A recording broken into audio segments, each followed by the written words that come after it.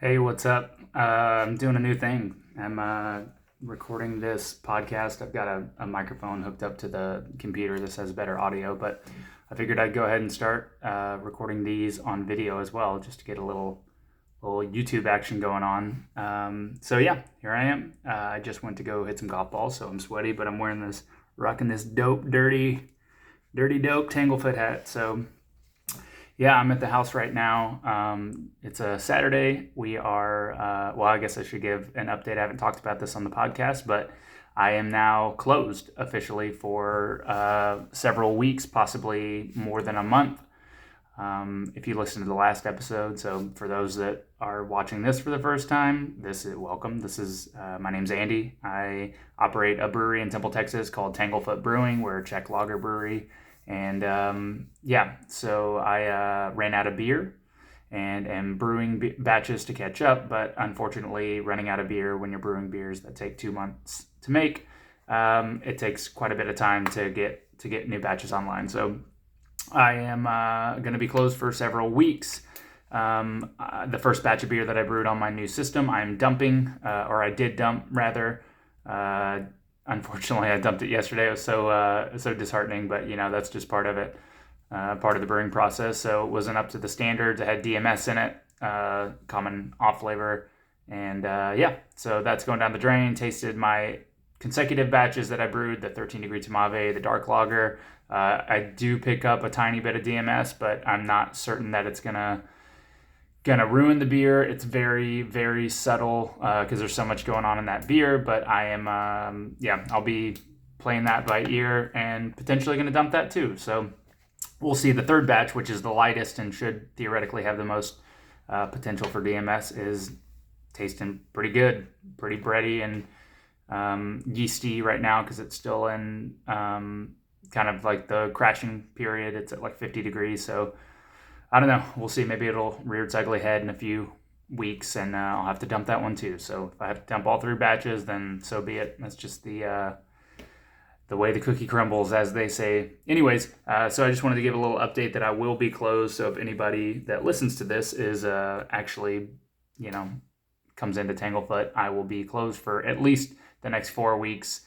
But I'll be giving updates on my social media pages and stuff like that. But in an attempt to try to continue to engage people and talk about beer stuff, I decided I'd go ahead and start this little YouTube portion of the podcast. So I'll still be recording the audio and uploading podcasts, but then there'll be video alongside. And then hopefully I'll be able to, I'll upload different videos that'll be more visual content. So you can see stuff in the brewery and not just TikTok videos. So in the meantime, I'm also I've hired for my position at Black Star Co-op, the other brewery that I run in Austin, Texas.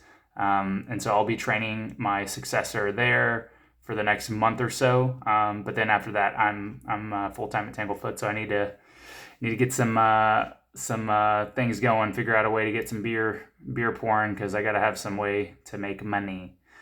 So I'm exploring different options. Maybe, I've talked a lot about different options, but like pre-sailing and stuff like that, but just trying to figure out the best way. I don't want to like cheapen the brand or anything. And I consider serving other people's beer for a hot minute, but it's just not really the point of Tanglefoot. I'm trying to grow this brand to be, Temple's lager, Temple's go-to beer. So I'd really like to focus on making the 3 core beers that I have as good as I possibly can and serving those up, which leads me to cans. So obviously no beer, no cans anytime soon.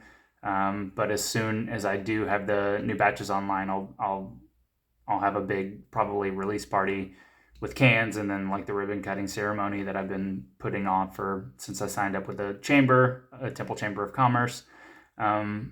But yeah, it's been extremely hot here in Texas for those that aren't living in Texas. And I can't imagine that anybody is listening to this that doesn't live in Texas. But it's been like 103 to 105 degrees the last week, and this week is going to be the same, and I don't know when that's going to let up, which makes it very difficult to brew, not only because it's extremely hot in the kitchen. So for those that haven't seen the barbecue, it's a really old building, but the back portion of the building, the kitchen, is like a haydite block, like concrete block.